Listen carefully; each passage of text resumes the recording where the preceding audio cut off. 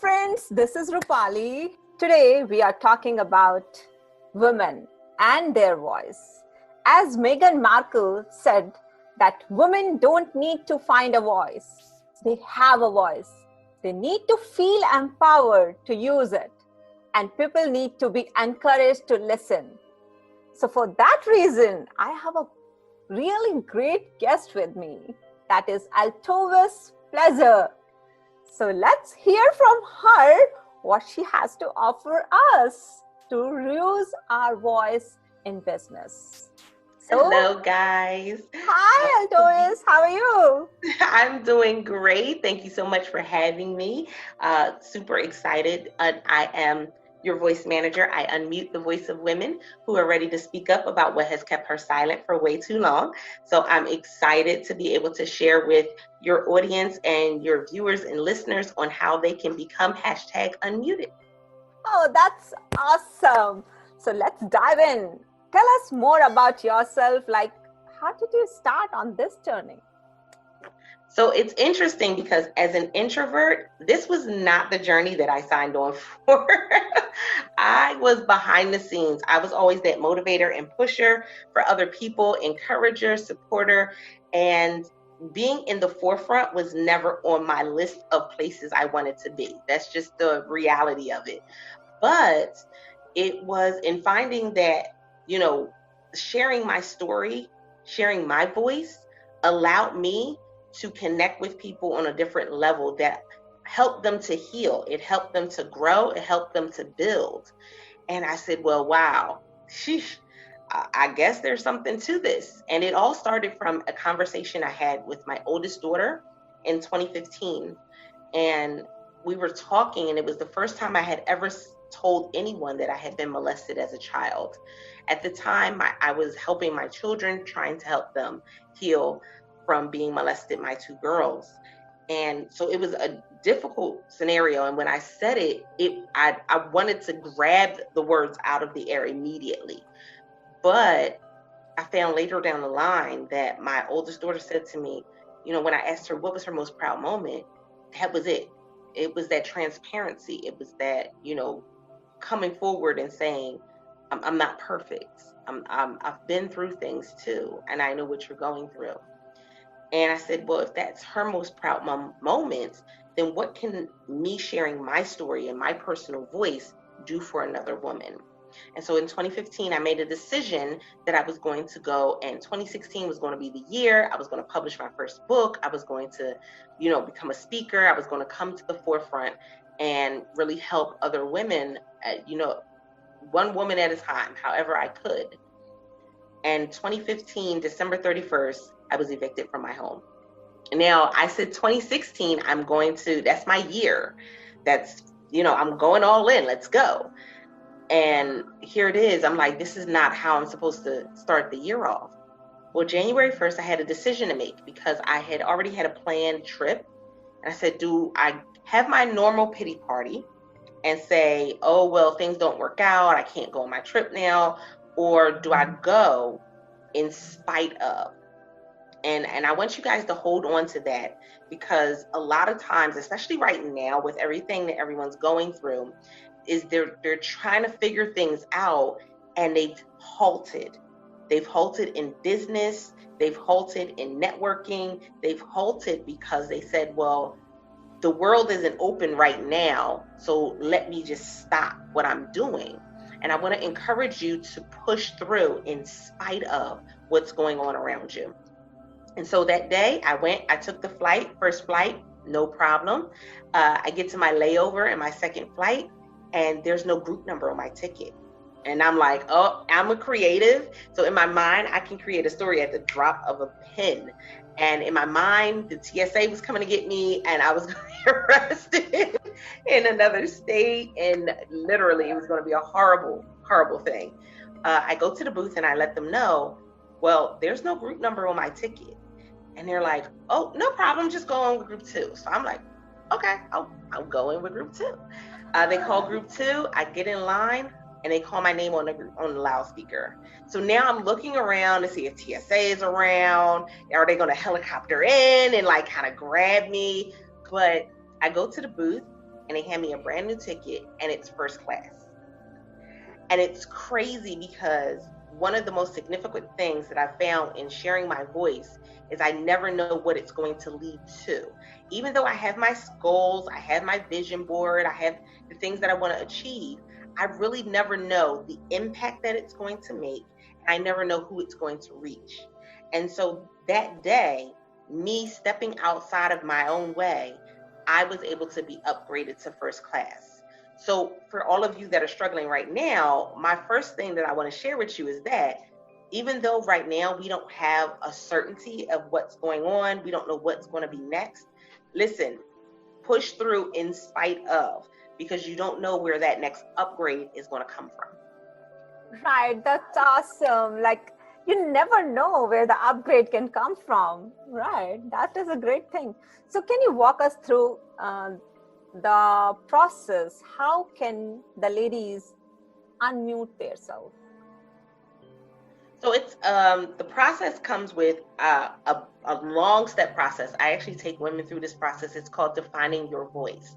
But I want to take you through just a snippet of it so you can start to see, well, okay, this is doable, because that's the other thing, is that a lot of times we think becoming unmuted means I gotta be on camera and it means that I gotta be at events, and that's not necessarily it. So the first thing is I have to look at my pivotal moments in my life, the things that kind of hurt me, the things that kind of pushed me in a different direction, the fork in the road moments, and I have to be very deliberate and strategic about what that moment really meant for me. And it's hard because we got to look at it and pull out the good. We got to pull out the positive.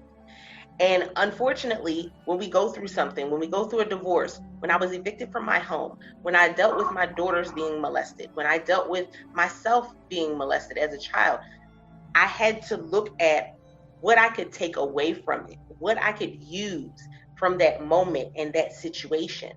And so that's the first thing, is you have to be able to look at your pivotal moments. It takes me to a statement I always say with my clients is we want to be better, not bitter. And so when we look at our pivotal moments and we learn the process that we went through, we learned what those steps were, we're able to be better so we can go ahead and share that information with the next person. When we don't go back and take an honest look at those times, we end up being bitter because we're holding on to those things and it becomes a poison for us sometimes.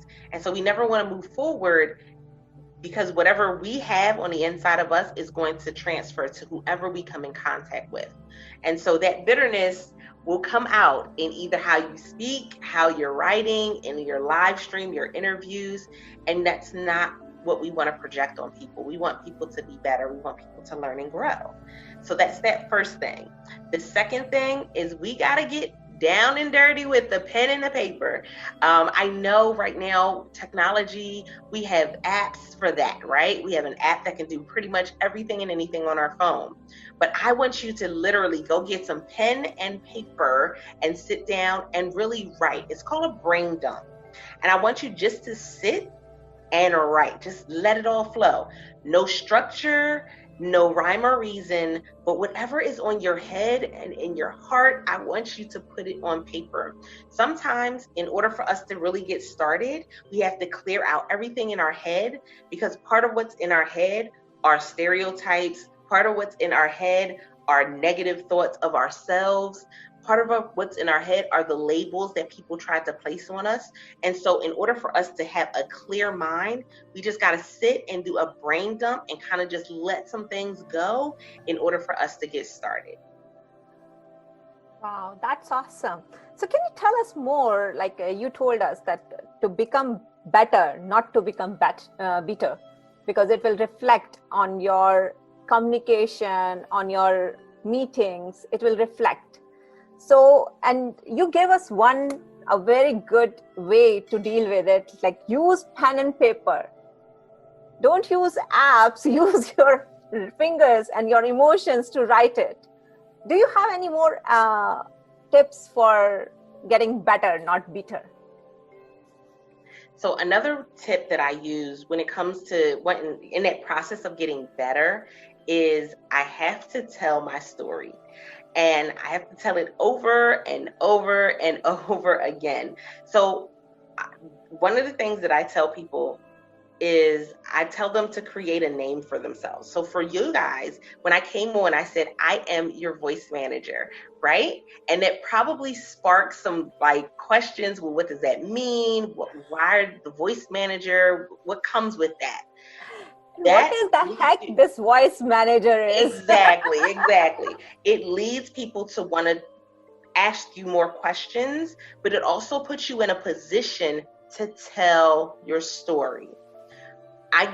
It's interesting because you hear how people will have like a tagline, they'll have a name for themselves, but when they introduce themselves, they just introduce themselves by their name, and they don't use their tagline or their title.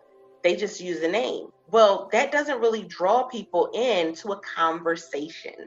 And so having conversations about what it is you do consistently will put you in a position to get comfortable in talking about it. And also, you never know if that person you're talking to is going to be the person that says, you know what? I know someone that's looking for speakers. I know someone that's looking for entrepreneurs to do a training. Let me put you in contact with them because I know your story now and I know that your story matters. So it's a great resource for us. And this is coming from an introvert. So networking events were not my fun zone. Business cards make me itch because that whole model of giving out 500 business cards, man, I could not. I would go to networking events and would sit there in a corner somewhere. And I might talk to like one person, but that was it.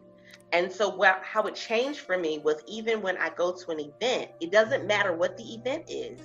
I always put my name, or I'll put unicorn underneath my name. I'll put voice manager under my name.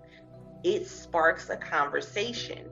And so even if you're not the person that always starts the conversation, people are going to see that and want to ask, what's your story and why is that on your tag? Wow, that's awesome.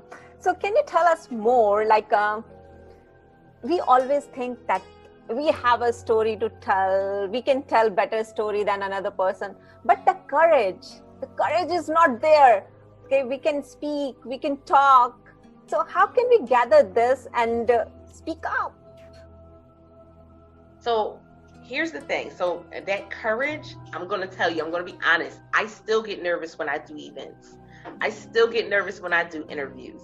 It happens. And I've been doing them for years, guys. The courage comes from action. And so we can write out the strategy. We can have a vision board. We can have SMART goals. We can have all those things. But until you actually take action, that's the only way that you're going to beat out the fear and the nervousness. And so I can be nervous, completely nervous. And as soon as I hit that stage, you'll never know that I was nervous before I got on. Because now I'm in my element. I'm in that space. I can't turn back. And I think sometimes we give ourselves a little too much rope. We give ourselves a little too much space for us to be able to go and say, oh my goodness, I can't get it done. I'm scared. I'm fearful. And the thing about it is yeah, we might be a little fearful. We might be a little scared, but do it anyway. Jump out there. And I'm going to tell you the first thing that I did for me to get past all that fear, I hit the go live button on Periscope. Okay. Oh my goodness, completely changed everything. So I was live streaming on Periscope starting back in like 2015. I would go live. I would motivate people and telling my story. Remember, I would have my introduction so people knew who I was. But on Periscope, unlike any other platform, there are trolls galore. And so they would talk about everything from your eyebrows to your eyelashes. If you have a lazy eye, crooked teeth, your mama, your children, they'll talk about it all. And so if I can handle people that I can't see who are in front of me, and I'm just like, I have no idea who these people are. I don't even know what, they don't even have a real picture of. If I can handle them, then I can pretty much handle anything, because those people I can see, they're real people. These people are not. And so it helped to build up that courage for me, was pressing that go live button and just, again, going back to telling my story, being consistent. And every time I hit that button, I was still nervous in the beginning. So nervous that in my first couple of videos, I'm like rocking back and forth like a weirdo. I even had a stool in my home, and I was sitting on the stool, and so I'm like rocking back and forth in the video because I'm swinging my legs on the stool, like trying to calm myself. So you listen, you're not the only one, guys. I was nervous. I still get nervous a lot. Even if you listen to Les Brown and you listen to Lisa Nichols, they'll tell you they still get nervous when they get on stage. They still have their nervous moments when they do different things. It's that process of doing it in spite of that, man, as soon as you hit that stage, it turns on. And people are like, you're not an introvert. But then as soon as I get off stage and I go sit in my little corner, and they're like, oh no, yeah, she is an introvert. I don't know what's happening. Whenever I meet speakers, all the same answer. I'm an introvert speaker. All the time. And they're just like, you can't be an introvert. There's no way. No way. Yeah. And I'm like, no, I am. So tell, like, we think we have many stories. So if we tell like our childhood to our younger age or our adolescent or everything in one go, it will be a hot mess. And we want to share everything when we meet one person. How can we just make a little, only one story? So I tell people you're supposed to have a signature story. Now, you can have more than one signature story, but we always have to remember in our minds, a confused buyer will not buy. And so when we understand that a confused buyer will not buy, then we can't come at them with every story, because we're not going to buy them. And when I say buy, or them buying into us, they're buying into who we are. So that means they become a follower. That means they go and download your product or your service. That means they go and watch your live stream. They listen to your broadcast. They listen to your podcast. It comes from them saying, oh my goodness, okay, I'm buying into their, that story. So we have to start with one. And starting with the one puts us in a position to where we get comfortable in saying that one story over and over and over again.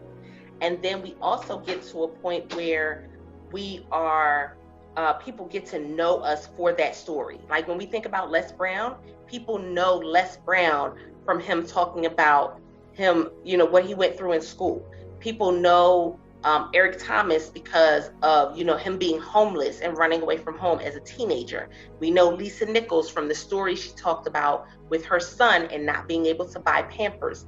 That is the signature story that made you know them, and then you learned more as you followed them. It's the same way. Is when someone learns your signature story, they learn who you are, and then they can tap into more of what you do, because now you've connected with them on that one area. For me, it's the story of me taking that flight. That's my story because it propelled me into moving past my insecurities, moving past my fear. How many people, even those of you who are listening and viewing, how many of you, that's what you've been trying to do? Move past your fear, move past that moment. Guess what? It's an easy thing to do when you're strategic. And so by me telling you that one story, I said yes to taking one trip and not falling back into my place of comfort, I did that one thing and it helped to propel me. So what's the one thing that you can do? That's how people perceive it when they hear the story. And so that's why having that one signature story is really important.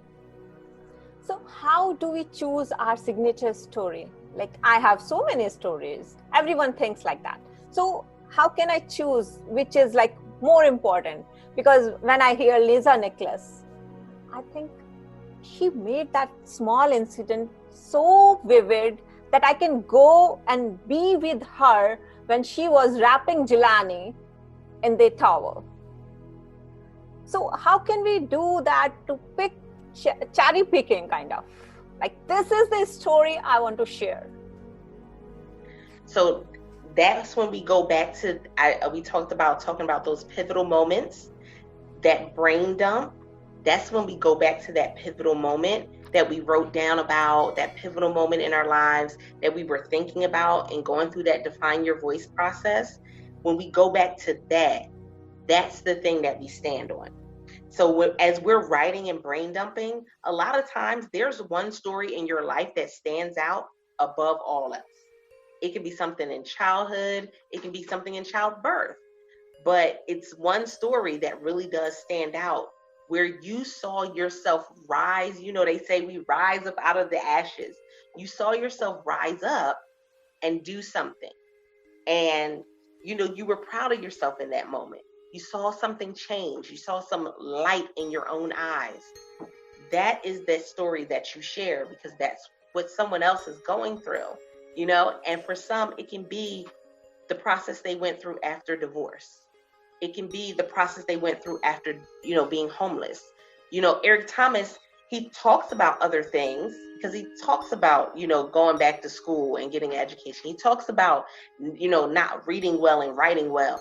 But that key thing of what he went through with running away from home and being homeless, there's so many that can resonate with that, because how many of us have run away from something in our lives? How many of us have, you know, gone through that journey?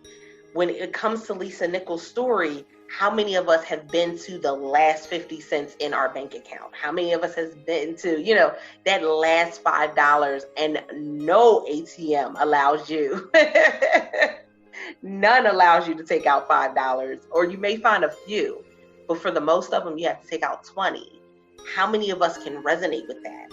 And so that's where having a coach helps as well, because your coach will allow you to bring out the story that's most impactful, and then hone in on it and critique it and tailor make it. So when you present it, it's that Lisa Nichols story, it's that Les Brown story that makes you tune in and stay tuned in.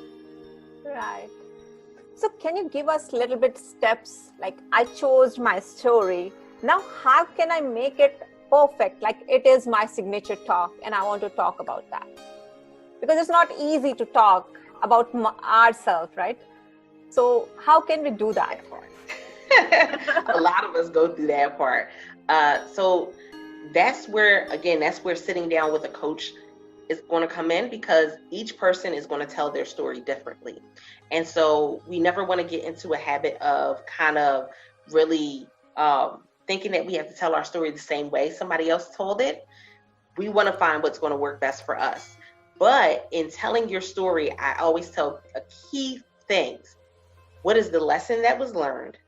And what are the action steps that someone else can take in order for them to be able to get or want to get the results that you were able to achieve? And so the lesson learned and the action steps. I tell that to anybody who goes on a podcast interview. I tell it to anybody who's going to speak on a stage, or even if you're going to write a book. That should always be at the top, because you want to make sure that you're giving them something that they can hold on to and take back with them. A lot of times you have people that want to give a lot of fluff, and they want to, you know, they go down the list of accolades of things that, you know, that they have or that they've done. You know, they talk about all the certifications, and those things are great. But When I'm coming to you and I'm listening to your story, ultimately, I want to know, can you help me? Can you help me? Do you understand what I've been through? And if we're not conveying that, then we've missed the mark, because people that are listening in, they need something. That's why they're listening. There's something that they want to get. There's something they want to know. So can you give me what I need and move that needle forward for me? Right. So in the first step, we should have learned that what is the lesson we learned from this story, and then what is the action we took. Then we can teach that, or we can make a signature talk out of it. That's great. So can you tell us more about, like, a lady decided on her signature talk and she is done with the process, what the lesson she learned and how can she teach it? Now, what is the first step to take to become a speaker? So that next thing is, you got to get out there. People need to know who you are, who you serve, and how you serve. And so if they don't know who you are, then they can't book you to speak. So that may mean live streaming. It may mean doing free events. It could be doing events where you make an investment to be on stage. There are so many opportunities out here to speak. It's crazy. It's bananas. But when we step into deciding that we're going to speak, what's your strategy? What's your plan? What is the end goal for you?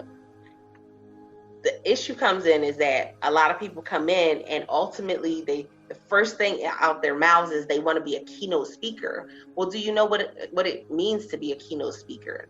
Can you present for a full hour? One of the things that come with being a keynote speaker is that your name holds weight. So are people going to come and want to be at that event or in that conference because you're the keynote speaker?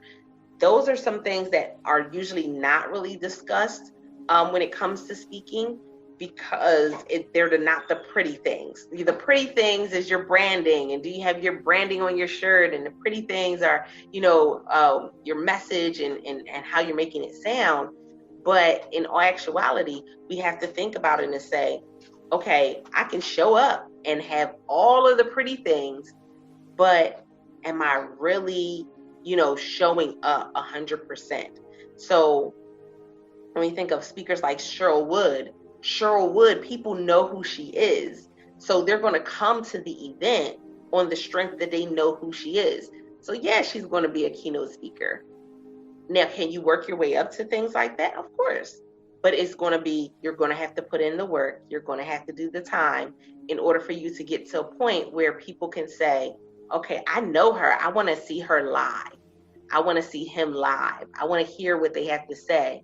And even if you've heard a certain message multiple times, people will still show up because they've bought into you.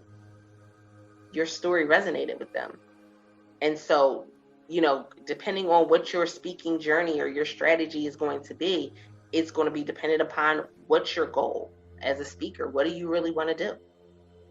So can you tell us more about, like you told us, like there is keynote speaker. I know there are many kind of speakers. Can you elaborate this a little bit so we can know like what is the... There's a ton. There's breakout speakers who may do like a small session with a small amount of people. There are panelists. There are keynote speakers. Motivational speaker is going to be a little different than a professional speaker. So it just depends. A lot of people, because coming in, the research is not always done. So they always think, keynote or motivational speaker, but a professional speaker, a trainer is still a speaker, depending on, the atmosphere you're going to be training in and where you're at. It's still a speaker. So it goes back to what's my goal? What's my strategy and what's my goal? And when I know my goal, then I can say, okay, well, I'm showing up as a motivational speaker. Great. So we know that when someone books you or someone comes to you, that you're showing up to motivate the group. You're motivating the community. You're motivating the listeners. You're not necessarily always going to give a training. You're not necessarily always going to give, some steps, but we know that you're going to pump up the crowd. That's what the motivational speaker is. The keynote speaker is going to, they're like we said, their name holds weight. So they're coming and you see the significant changes that they've been able to make in their life. And you can look at them and say, okay, yes, I want to be like them. I want to go ahead and aspire to be that person. And so people will go and gravitate towards a keynote speaker. But it always fluctuates because you don't just have to be one type of speaker. You can have, multiple arenas that you speak in or multiple ways that you show up. I do trainings, especially with COVID and quarantine. I've been doing trainings in Facebook communities. That's a training. I'm giving them actionable steps. I'm taking them through a process. Motivational. I'm always sharing motivation and inspiration. So I can do multiple things, but what's my end goal? My end goal is always to make that impact. So for me, that's one of my end goals. Oh, that's great. So as we know, there are many kind of speakers. So can you tell us more like a person who doesn't have any weight to her name?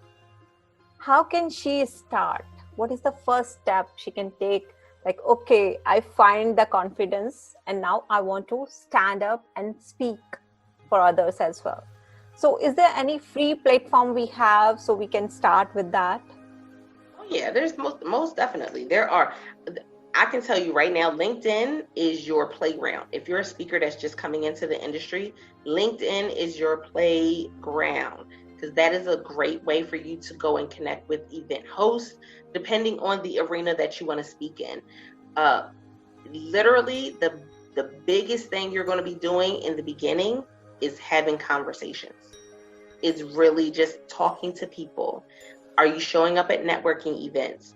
Are you connecting with people and having genuine conversation and making real connections to where you're building this business relationship with someone? It's going to be, where are you showing up? I was on a virtual networking event that someone else was doing. And because of my consistency and they know how I show up, while we were there, they said, I want to spotlight you. Like they sent me a message. We're on Zoom and they send me a message. I want to spotlight you. Now I'm an introvert, so I normally have my camera off. So I had to snap into it in like a minute.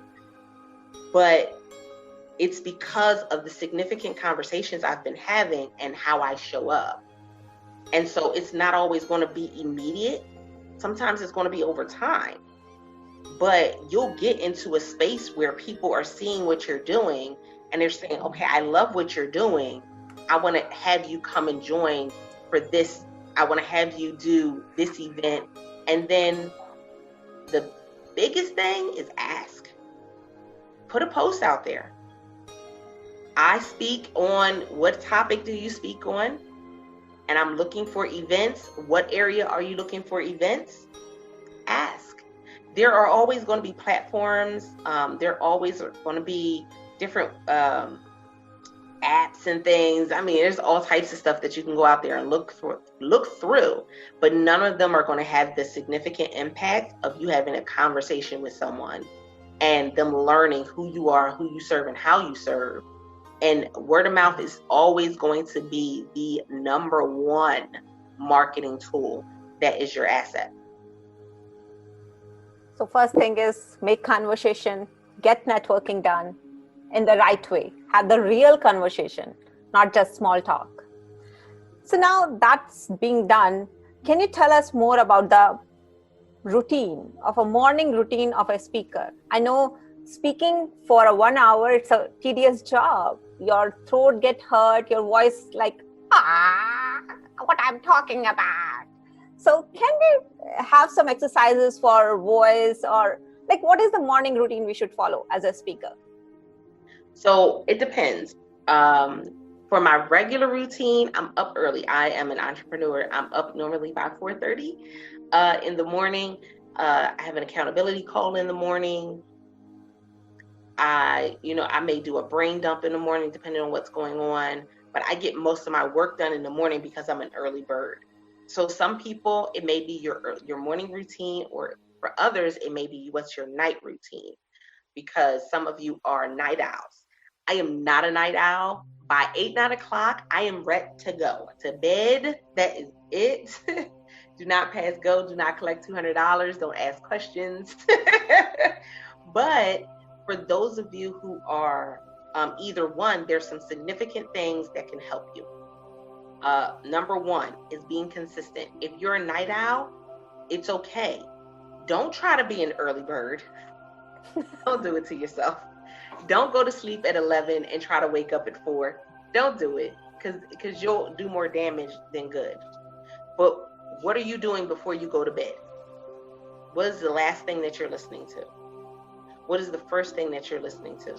In the morning, I get up and I pray. In the morning, I get up and I do my devotion. In the morning, I get up and I'm playing worship music. In the mornings, I'm listening to positive messages. Or before I go to bed, I'm listening to audiobooks. I'm listening to other speakers.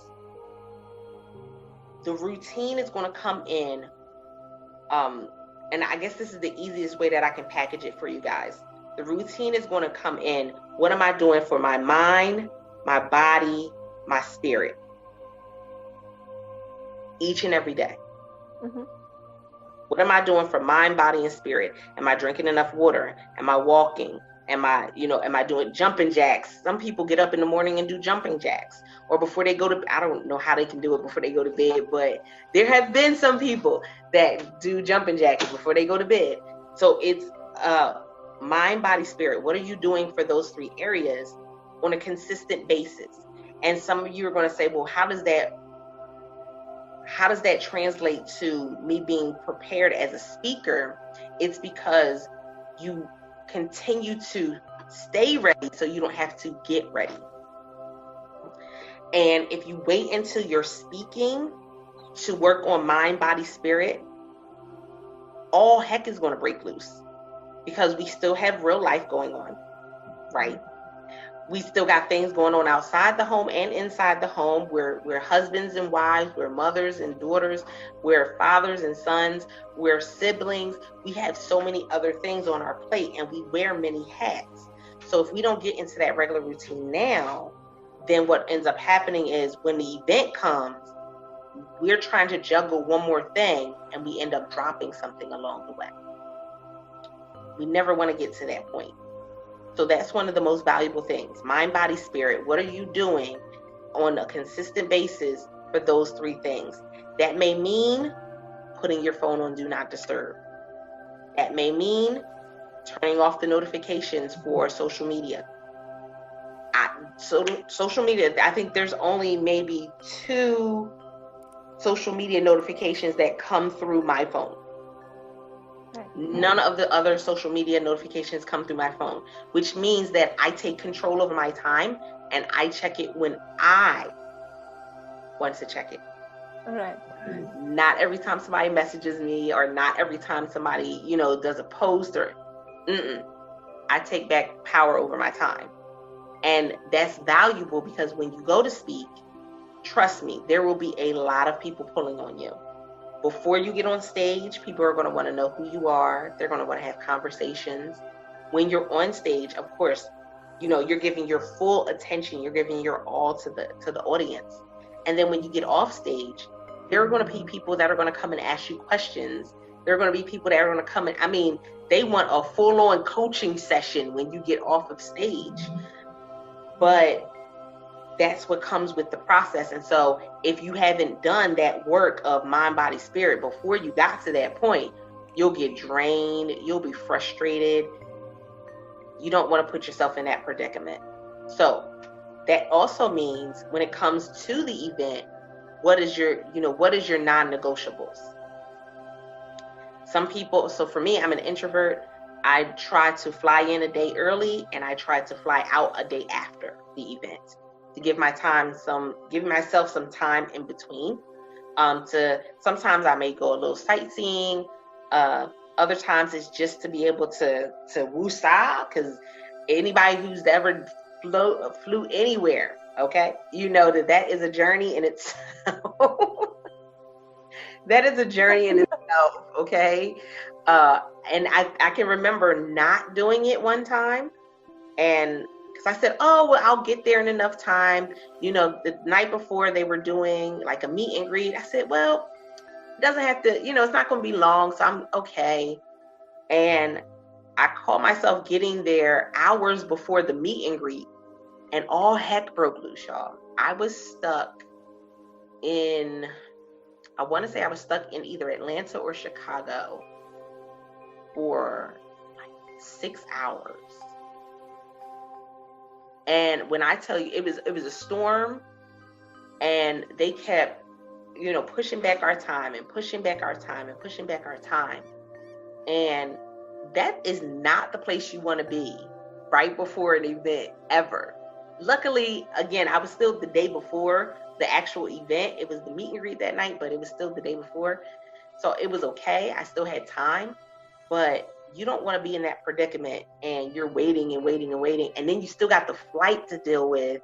And then when you get there, it's like you're walking right in. I've had moments where I've done it. It doesn't feel good, but you make it work when you have to, but it's not ideal. And so we finally get a time to get on our flight, and they canceled it again because the airplane was hit by lightning.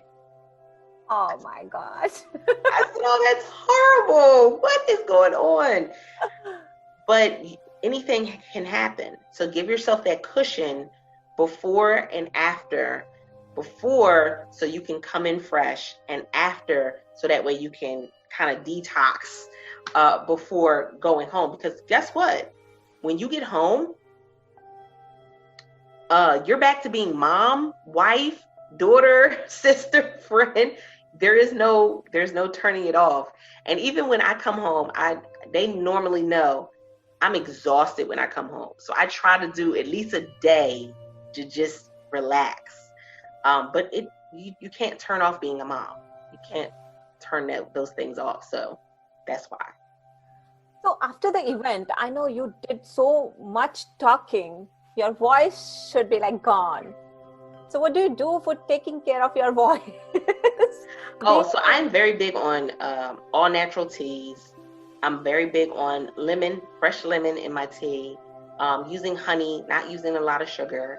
That's something that it's been a practice for me for a while. Drinking a lot of water. Make sure that you are staying hydrated. And I mean, even with today I am, when we're recording this, I have already had an interview this morning. I have this one, and then I have another one tonight. Wow. And at any given time, my day, even in quarantine, could be like that, where I'm doing back-to-back batch interviews for my podcast, or I'm doing trainings, and so you never know. But it's you know, what you're doing in the off time is going to be that habit, and it's just going to be the same thing. So making sure you're drinking water. You always see speakers when they go on stage had a little bottle of water or a glass of water. Even when you see a preacher or a minister, you see them with their glass of water. It's not to look cute. It's not because of the trend. It's because you want to make sure that you're drinking water, keeping everything nice and hydrated. And then, like I said, with the lemon water, that's a great added bonus to it. Lemon water is very good for your system and for your body as a whole. But having the right things, it definitely sets you apart. Okay. And what do you have in your speaker kit when you travel? So that just changed. Oh my goodness. My speaker kit is kind of crazy because of who I am and the fact that I'm a mom. So I have my things for my table, my books. I have certain little things that I put on my table, like unicorns. I have unicorns that sit on my table. I have, every time I travel to do an event that's where I have to stay over, I take this Batman with me. So I have this like little Batman, maybe about that big. And it goes with me whenever I do an event that's out of state. And I make sure I take pictures. I have pictures where I'll put it on the bed with my books and take a picture of it and everything. But that's my reminder for my kids. I'm doing this, not just for me. I'm doing this because I'm building something greater. Media one sheets, branded shirts is a really big thing now. So if they have like meet and greets and things like that, you can always dress up a branded shirt depending on how it looks. So having a branded shirt is really good. And some people do a mug. I haven't, because I'm always scared that it's going to be broken in transit. But some people do a mug, a branded mug, because it's really good. This is the thing. Remember, I talked about, creating conversations. And so if you're sitting at a table and everybody else has a bottle of water and you have a branded mug, even if it's a travel mug, but it's branded, you sitting there and pouring the water into your branded travel mug is going to stand out from all of the water bottles on the table. Mm-hmm. That's your biggest thing is how are you standing out in the midst of you, because you're in a crowded industry, as some people would say. It's overpopulated, it's so many, but it's the little things that allow you to stand out. For me, I'm really big on earrings, so I make sure that I take like my most creative earrings with me all the time. I make sure that I have my biggest ones, and they're like they stand out the most. So for me as a speaker, that's a part of my kit. That's a part of what I take with me wherever I go to speak. For someone else, it may for a man, it may be their cufflinks. They may have certain cufflinks that they use when they speak on stage, or they may use certain suits and things like that. So it's always, it's dependent upon the person. But yeah, that Batman, which I've never told anybody that, but Batman comes with me wherever I go. There's unicorns wherever I go. This sounds horrible. Wait. There's unicorns and Batman wherever I go. And I always have to have my earrings or something that's branded as well that, I can wear during the process, because also it's great for pictures too. So that is only for giving your audience a brand name. So whenever you go there, you are not just Altovise. You are the brand name. Exactly. And it allows it to click, because we're visual. Right. So we hear you talking and we hear you say your brand and your business. But if you're speaking on stage, somebody's seeing you. If they're taking a video of you, they're recording you, they're seeing you. If they're taking pictures, because when you get off stage, you're taking a ton of pictures. They're taking pictures with you, that it stands out. And so because my name is pretty unique for here in the States, because it's a French name. Overseas is not as unique, but because I'm here in the States, it's really unique. So people don't always remember how to pronounce my name or how to say my name, but they can remember become #unmuted. They can remember #World Voice League. They can remember those things. And if it's a hashtag, then it's searchable. So I can go and put in #World Voice League on LinkedIn and see posts. I can put in #World Voice League on Instagram and see all of these different posts that are connected to my brand or connected to my clients. So that stands out really significantly. So that's one of the reasons why I have that in my kit whenever I go. Wow, that's awesome. So everywhere you go, you carry your brand. So one more last question with you. So what is the challenges you face when you start? Like, what should we keep in mind that the challenges will come, so it will prepare us better? So one of the I'll give two. One of the challenges was that you'll have a lot of people who want you to fit into their box. and they want you to fit into the box with what you talk about, with how you show up, with your topics, and it doesn't work. I want to share with you that, because one of the reasons why so many people have connected with me is because I don't fit into the box. It doesn't matter what community I'm a part of. It doesn't matter what event I'm at. I don't fit into the box. And it's not me being a rebel. It's the fact that I own who I am. I've come a long way to get to here. And so I'm going to own it 100%. And that means that everybody will not like my message. Everyone will not like what I'm wearing. Everyone will not like who I am. But I can't base the level of energy I put into this journey on what people don't like. I can't get hung up on it. And so it's this saying, I got to eat the meat and spit out the bone. So you're going to get people that criticize you. You're going to get people that try to change you. They try to make you fit into what they perceive is a successful speaker. And I'm here to tell you that if you look at who successful speakers have become, there is no set, like whole makeup. Gary Vee speaks in t-shirts and jeans. Eric Thomas speaks in t-shirts and jeans.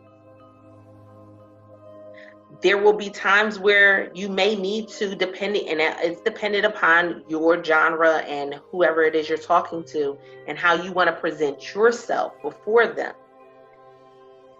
But understand, I have options. So that's the one obstacle, is that you're going to have people that are going to try to fit you into a box, and you don't have to fit into that box. The other thing is, when you come into the industry, man, everybody has a tip sheet, a webinar, a book. Everybody has everything, and everybody wants you to download theirs. There's something that is called it's information overload, and it's analysis paralysis. And unfortunately, a lot of people get into a habit of collecting information, but they don't take action. And so I want to say to you, as a speaker coming in, yes, do your research, read the books, listen to the podcasts. But for every podcast you listen to, take action. For every book you read, there should be some action that is taken. Each and every time. Why? It's significant to who you will be in the industry and what will be synonymous with your name. If all you're doing is going from person to person and downloading things, then it's not going to be significant enough for people to start coming to you and wanting you to be a speaker for them, because you just look like you're hoarding information. And I did it in the beginning, guys. I'm telling you from experience. I had webinars and ebooks and tip sheets and things and resources on my laptop, and I would look, and it would be like 5 webinars about the same thing, but they had a different title. It was a different person presenting it. And I was like, they always think, make you seem like it's the newest thing. And it's overwhelming. It really is. So take a step back, look at what you already have, and say, okay, what is it that I really do need to focus in on? And then tap into that. That's fine. But every time I tap into something, I'm taking action. That part. That's awesome. So guys, we had such a great time with her, isn't it? So all the links to connect with her, you will get in the description below. And please do subscribe our channel so you can have these kind of interviews and enjoy them, to connect, communicate, and create. So it's Rupali signing off, and bye, Altovise. See you later. See ya.